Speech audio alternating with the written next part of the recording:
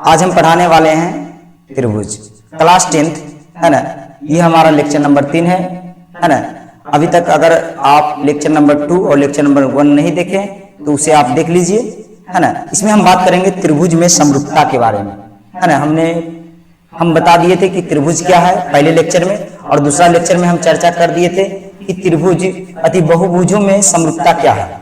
अब हम बात करेंगे त्रिभुज में समरूपता क्या है, त्रिभुज में समरूपता क्या है। तो इस चैप्टर का नाम है त्रिभुज, ठीक है। इस चैप्टर का नाम क्या है? त्रिभुज, और ये हमारा लेक्चर नंबर 3 है, ठीक है। तो हम सबसे पहले बात करेंगे त्रिभुज की समरूपता के बारे में और त्रिभुज से संबंधित कुछ परिमेय के बारे में, है ना। सबसे पहले हम बात करना चाहेंगे थेल्स परिमेय के बारे में, है ना, जो यूनानी गणितज्ञ, है ना, थेल्स के द्वारा दिया गया था। उसके बारे में हम चर्चा करेंगे। सबसे पहले थेल्स परिमेय, इसके बारे में, थेल्स परिमेय के बारे में। तो कहता थेल्स परिमेय क्या कहता है?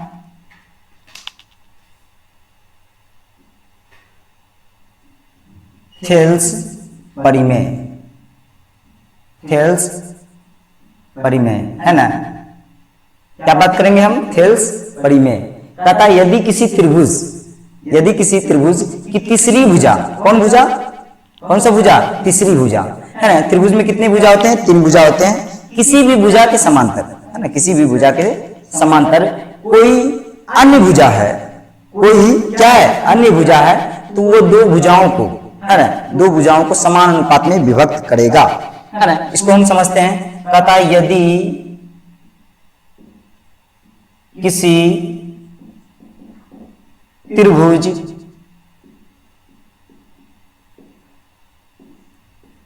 की तीसरी भुजा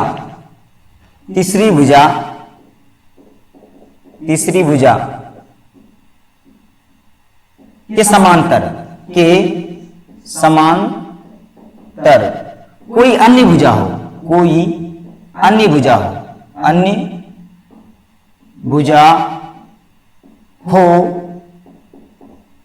तो 2 भुजाओं को, है ना, 2 भुजाओं को, कितने भुजाओं को? 2 भुजा।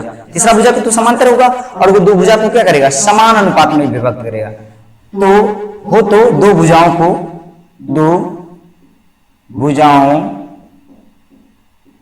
को समान अनुपात में, है ना, समान अनुपात में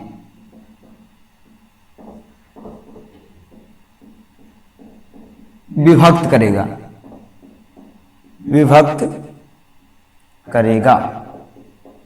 ठीक है। तो ये जो लिखा हुआ है इस पे नहीं जाना है ना। आपको समझना है कि ये परिमेय कहना क्या चाह रहा है ना। थेल्स जो थे वो कहना क्या चाहते हैं त्रिभुज के बारे में, है ना, इसको समझना है। तो थेल्स का कहना था कि यदि आप एक त्रिभुज बनाते हैं, मान लेते हैं हमने एक त्रिभुज बना लिया, ठीक, और उसकी जो तीसरी भुजा है इसका नाम दे देते हैं ABC। मान लेते हैं उसकी तीसरी भुजा क्या है? BC। तो BC के समांतर ये यहां से यहां रेखा खींचा जाएगा। मान लेते हैं कि इसकी तीसरी भुजा है AC, तो यहां से यहां रेखा खींचा जाएगा, है ना। मान लेते हैं यहां पर जो तीसरी भुजा है उसको मान लेते हैं AB, तो इधर से इस ओर से इस ओर रेखा खींचा जाएगा, है ना। तो हम मानते हैं तीसरी भुजा किसको? BC को। तो BC के समांतर कोई रेखा है, क्या है रेखा का नाम? तो DF है। हम कुछ भी नाम अंकन दे देते हैं, है ना, अपने मर्जी से आप जो चाहें दे सकते हैं। तो यहां पर कहा गया कि यदि किसी त्रिभुज की तीसरी भुजा के समांतर कोई अन्य भुजा हो, तो देखो यहां पर क्या हो रहा है कि त्रिभुज ABC में क्या घटना घट रहा है? क्या हो रहा है? क्या दिया है? तो कहता है BC समांतर है। BC किसके समांतर है? तो DF के समांतर है। BC किसके समांतर है? DF के समांतर है। तो यदि ऐसा होता है तो क्या करेगा? वो जो है इस दोनों भुजा को समान अनुपात में विभक्त करेगा, है ना, समान अनुपात में विभक्त करेगा। यदि आप अनुपात के बारे में नहीं जानते हैं तो भी आपको समझ में आ जाएगा, है ना, थोड़ा सा बस देखते जाइए। तो कहता समान अनुपात में विभक्त करेगा, मतलब ये बटे ये, मतलब AD बटे DB यदि हम करें तो किसके बराबर होगा? AF बटे FC के बराबर होगा। कब? जब ऐसा होगा तब, है ना, क्या होगा, तो BC समांतर DF होगा। तब जैसे हम आपको कह दिए कि मान लेते हैं कि कोई व्यक्ति गरीब है, तो गरीब है तो उसके पास क्या होगा, झोपड़ी होंगे, झुग्गी झोपड़ी होंगे, है कि नहीं। और तो अभी हम बता दिए कि कोई एक ऐसा व्यक्ति है जिसके पास क्या है, झुग्गी झोपड़ी है ना, तो जाहिर सी बात है वो क्या है, गरीब है। ठीक उसी प्रकार से यदि समांतर है तो क्या होगा, समानुपाती होगा, है ना। और इसका प्रतिलोम हम पढ़ेंगे, थेल्स प्रतिलोम, उसको हम क्या कहते हैं, थेल्स प्रतिलोम, है ना। थेल्स परिमेय का उल्टा, है ना, थेल्स परिमेय का उल्टा हम पढ़ेंगे, है ना, उसको हम कहते हैं थेल्स प्रतिलोम। ठीक है, तो ये कहता है AD बटे DB बराबर, है ना, AF बटे FC होगा। AD, है ना, ये परिमेय क्या कहता है, AD बटे DB बराबर AF बटे FC होगा, है ना, ऐसा बोला जाता है, ऐसा होगा। ठीक है, यदि BC समांतर DF हो तो ऐसा होगा। इसका मतलब ये है कि यदि यहां से यहां की लंबाई कितना हो, 4 हो, और यहां से यहां की लंबाई 6 हो, तो इसको हम 4 बटे 6 लें। मान लेते हैं AD मेरा AD बटे DB है, AD बटे DB कितना है, 4 बटा 6 है। इसको काट दें, 2 दूना 4, 2 तिया, है ना, 2 दूना 4 हो गया, और 3 दूना 6, है ना, 2 बार में कटा, तो क्या है, 2:3 आया। मतलब AD अनुपात DB कितना आया, 2:3 आया, है ना, 2:3 आया। यदि ये रेखा समांतर है तो ये भी 2:3 ही आएगा। AF अनुपात FC का मान कितना आएगा, तो 2:3 ही आएगा, है ना। AF अनुपात FC का मान कितना आएगा, 2:3 ही आएगा। ठीक है, तो यही कहना चाहता है थेल्स परिमेय। ठीक है, तो इसको हम थोड़ा सा सिद्ध भी कर देते हैं कि थेल्स परिमेय ये बात, ये जो कथन है ये सत्य है या नहीं है। ठीक है, ये कथन सत्य है या नहीं है। पहले इसको हम मिटाना चाहेंगे।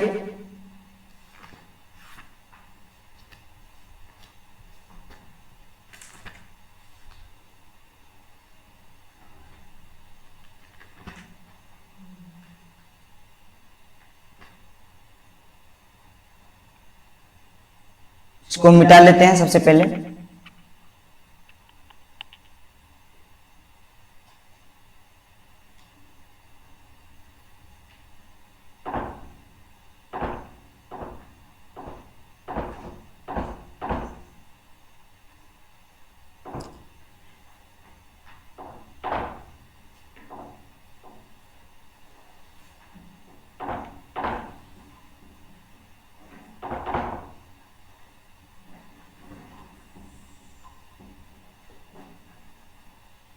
कहता है एक त्रिभुज हम बनाते हैं, है ना। त्रिभुज मेरा हो जाएगा ABC, ठीक है, और इसके समांतर क्या है, DF है। और हमको सिद्ध क्या करना है, त्रिभुज ABC में, ठीक है, DF समांतर क्या है, BC है। अगर ऐसा है तो थेल्स परिमेय क्या कहता है, थेल्स परिमेय के अनुसार, थेल्स परिमेय के अनुसार क्या कहता है कि AD बटे DB बराबर AF बटे FC, क्लियर है। तो ये हमको सिद्ध करना है, क्या करना है, सिद्ध करना है। सबसे पहले क्या करना है कि इसमें रचना करना है। रचना क्या करना है, तो रचना पे थोड़ा सा ध्यान देंगे, है ना। रचना इसमें करना क्या है कि रचना क्या करना है कि AD बिंदु से D बिंदु से, है ना, AF पर क्या करना है, लंब खींचना है। क्या करना है, लंब खींचना है। बिंदु D से AF पर क्या खींचना है, लंब। ठीक इसी प्रकार से बिंदु F से, है ना, बिंदु F से किस पे लंब खींचना है, तो AD पर लंब खींचना है। किस पे लंब खींचना है, AD पर लंब खींचना है। क्लियर है, तो 2 काम करना है। उसके बाद क्या करना है, आपको बिंदु D से सी को मिलाना है और बिंदु बी से एफ को मिलाना है। क्लियर है? ठीक है, तो हम लिख देते हैं कि इसका नाम लिख देते हैं एन और इसका नाम लिख देते हैं एम। हम लिख देते हैं, रचना की है हमने। क्या रचना किया कि डी एन लंब है। डी एन लंब है, किस पे लंब है? तो ए एफ पर लंब है। क्लियर है? और दूसरा जो मेरा रचना है वो क्या है? दूसरा रचना है कि एफ एम लंब है। एफ एम किस पे लंब है? तो ए डी पे लंब है। किस पे लंब है? ए डी पे लंब है। ठीक है, और उसके बाद हमें क्या करना है कि बिंदु बी को एफ से मिलाना है और बिंदु सी को डी से मिलाना है ना? बिंदु बी को एफ से मिलाने पर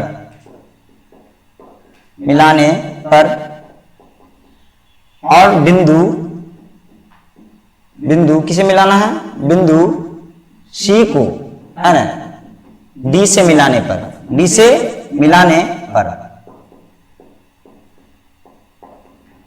ठीक है, हमने बिंदु बी को किसे मिलाया? एफ से मिलाया और बिंदु सी को किसे मिलाया? डी से मिलाया है। ठीक है, इतना काम करने के बाद क्या करना है? इतना काम करने के बाद जो है सबसे पहले आपको निकालना है क्षेत्रफल। इसका क्षेत्रफल निकालना है तो ऊपर वाले का क्षेत्रफल, है ना, और एक बार नीचे वाले का क्षेत्रफल। ठीक है, एक बार ऊपर वाले का क्षेत्रफल, एक बार नीचे वाले का क्षेत्रफल। देखिए, जैसे ये क्या है? डी एन लंब है। किस पे लंब है? तो ए एफ पे है लंब। किस पे लंब है? ए एफ पे। अब ये जो है, ये इसका अंत कहाँ हुआ है? इसका अंत जो है यहां से हुआ है। तो इधर से इस ओर चलना है और इधर से इस ओर चलना है और इस ओर चलना है ना? तो इसका हमें क्या निकालना होगा? क्षेत्रफल निकालना होगा। क्या निकालना होगा? इसका हमें क्षेत्रफल निकालना होगा। नहीं, इसका नहीं निकालना होगा, है ना।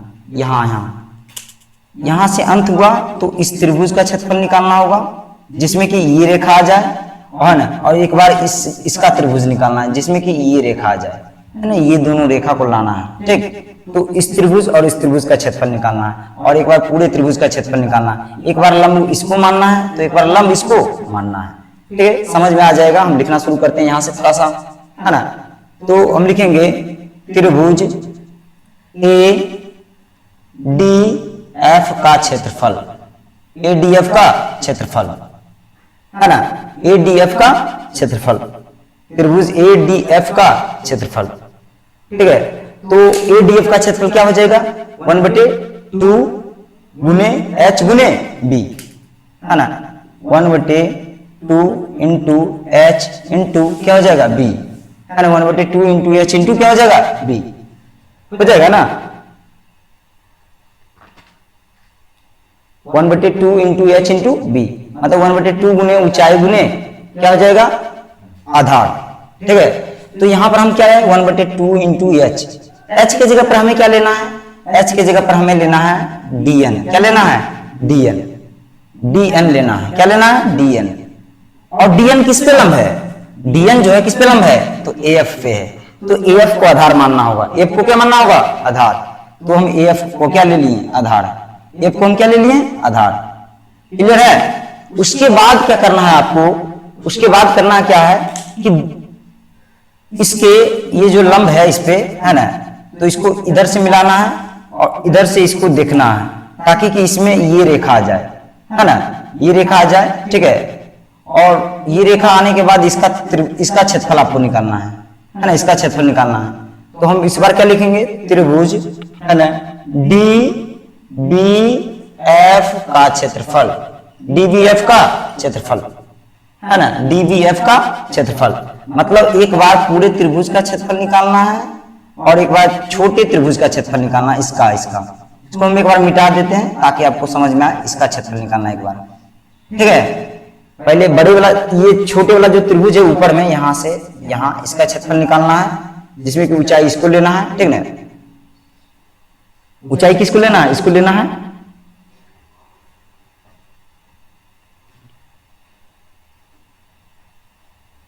हाँ ऊंचाई इसको लेना है, एक बार इसका क्षेत्रफल निकालना है। तो हम लिखेंगे DBF का क्षेत्रफल क्या हो जाएगा 1/2 इंटू एच इंटू बी। ठीक है, तो 1/2 इंटू एच।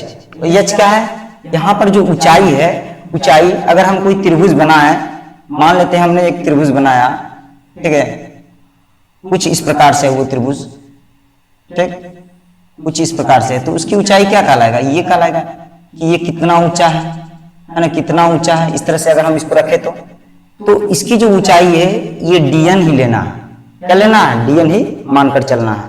तो यहाँ पर भी ऊंचाई क्या हो जाएगा dn ले लिए, ठीक है। और यहाँ पर किसको आधार मानना है, तो यहाँ पर इसको आधार मानना है ना, इसको क्या मानना है, आधार। तो क्या हो जाएगा db, क्या हो जाएगा db, ठीक है। ठीक, पुनः इसी प्रक्रिया को दोबारा दोहराना है। इस बार क्या करना है, बड़े वाले त्रिभुज का क्षेत्रफल लेना है, और क्षेत्रफल लेते समय ये लंब लेना है। किसको लेना है, MF को। किसको लेना है, MF को लेना है लंब, ठीक है। किसको लंब लेना है, MF को लेना है लंब, ध्यान रखना है, ठीक है। और ऊपर वाले जो छोटे त्रिभुज है उसका क्षेत्रफल निकालना है। तो क्षेत्रफल इस बार क्या हो जाएगा, क्षेत्रफल ADF का क्षेत्रफल, ADF का क्षेत्रफल क्या हो जाएगा, तो 1/2 इंटू एच इंटू बी। तो यहाँ पर h क्या है, मेरा MF है, MF है, जगह कम है तो हम h भी ना लिखते हुए डायरेक्ट लिख देते हैं। MF किस पे लंब है, तो AD पे है। MF किस पे लंब है, MF FM का है या MF का है, MF ये तो FM किस पे लंब है, तो AD पे लंब है। तो AD पर लंब है, तो ये जो है MF क्या कहलाएगा, इसका आधार जो कहलाएगा AD कहलाएगा, क्या कहलाएगा, AD हम यहाँ लिख दिए AD, क्लियर है। अब उसके बाद क्या करना है, उसके बाद आपको इस बिंदु से इधर मिलाना है ना। इसका ये लंब है तो इसको सामने ले जाना है ना, सामने, और इसमें इसको भी लाना है। एक बार इसको लाए तो एक बार किसको लाना है, इसको लाना है। तो इसलिए हमको ये त्रिभुज का क्षेत्रफल इस बार निकालना है। इसका निकालना है, इसका निकालना है। एक बार हम मिटा देना चाहते हैं, है ना, ताकि आपको पता चले इस त्रिभुज का क्षेत्रफल निकालना है। तो इस त्रिभुज का नाम क्या हो जाएगा, DFC, क्या हो जाएगा, त्रिभुज DFC का क्षेत्रफल, DFC का क्षेत्रफल। तो 1/2 इंटू एच इंटू बी यहाँ पर भी होगा। तो यहाँ पर क्या है कि h क्या लेना है, तो h जो है ना, अगर हम इस प्रकार से त्रिभुज बनाए, कुछ इस प्रकार से, ठीक, कुछ इस प्रकार से, तो ये क्या कहलाएगा, ऊंचाई कहलाएगा, है ना। और यहाँ पर भी यही हो रहा है कि ये क्या है, ऊंचाई है इस त्रिभुज के लिए, है ना। इस त्रिभुज के लिए ये क्या है, ऊंचाई है, इस प्रकार से जो जा रहा है ये क्या है, ऊंचाई है, ठीक है, क्लियर है। इसको समकोण त्रिभुज मानते हुए ऐसा कह रहे हैं, ठीक ना, यहाँ से, ठीक, क्योंकि इस प्रकार से अगर हम देखें तो ये समकोण त्रिभुज हो जाएगा 90 डिग्री भी, है ना। तो इसको हम ऊंचाई मान रहे हैं, लेकिन इस त्रिभुज का क्षेत्रफल निकाल रहे हैं, ठीक ना। तो DFC का क्षेत्रफल क्या हो जाएगा, DFC का क्षेत्रफल क्या हो जाएगा, तो 1/2 इंटू एच। एच क्या है मेरा, एच जो है हो जाएगा हमारा DN, क्या हो जाएगा, DN हो जाएगा। नहीं, इस बार क्या लिए थे, MF हो जाएगा, क्या हो जाएगा, MF, क्या हो जाएगा, MF। हाँ, इस त्रिभुज के लिए ऊंचाई ये हो जाएगा, ये हो जाएगा ऊंचाई, है ना, MF, क्या हो जाएगा, MF। तो MF ले लिए, है ना। और आधार मेरा क्या हो जाएगा, MF किस पे लंब है, अच्छा इधर देखना, आधार जो है इसका ये हो जाएगा FC, क्या हो जाएगा, FC हो जाएगा, क्या हो जाएगा, FC। तो ये हो गया। अब क्या करना है, इस दोनों क्षेत्रफल का अनुपात निकालना है और इस दोनों क्षेत्रफल का अनुपात निकालना है, और उस दोनों को क्या कर देना है, बराबर कर देना है ना। दोनों को क्या कर देना, समतुल्य कर देना है ना, समान कर देना है, दोनों का तुलना कर देना है ना, दोनों का क्या कर देना है, तुलना। तो हम यहाँ पर मिटा लेते हैं, जगह है काफी, यहाँ पर प्रयास करते हैं सिद्ध करने का। तो हम लिखेंगे, क्या लिखेंगे, त्रिभुज, पहले लिखेंगे एरिया ऑफ त्रिभुज ADF बटे क्या करना है, एक बार एरिया ऑफ क्या हो जाएगा, DBF। किसके बराबर होगा, किसके बराबर होगा, तो देखो ऐसा इसलिए होता है क्योंकि ये त्रिभुज और ये त्रिभुज, ये त्रिभुज और ये त्रिभुज सर्वांग सम होते हैं, ठीक।